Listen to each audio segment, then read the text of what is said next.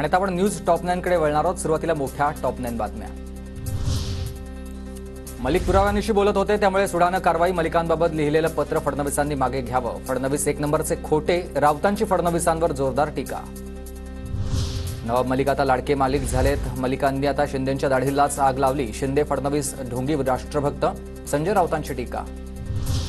काँग्रेसच्या 2 आमदारांनी अजित पवारांची भेट घेतली आहे। झिशान सिद्दीकी आणि हिरामण खोसकरांनी अजित पवारांची भेट घेतली। मतदारसंघातील कामांबाबत चर्चा करण्यासाठी भेट, सिद्दीकींची माहिती। आज आणि उद्या जागावाटपासाठी दिल्लीत महायुतीची बैठक। जागावाटपाच्या चर्चेसाठी शिंदे फडणवीस दादा दिल्लीला जाणार, शिरसाटांची माहिती। भाजपची विधानसभेसाठी मोठी रणनीती। मराठा ओबीसी आदिवासी नेत्यांवर जबाबदारी दिली जाणार। पंकजा मुंडे, राणे, शेलार यांच्यावर मुख्य जबाबदारी दिली जाईल, सूत्रांची माहिती। जानेवारी 2025ला भाजपला नवीन राष्ट्रीय अध्यक्ष मिळणार। महाराष्ट्र विधानसभा निकालानंतर निवड प्रक्रिया सुरू होणार, सूत्रांची माहिती।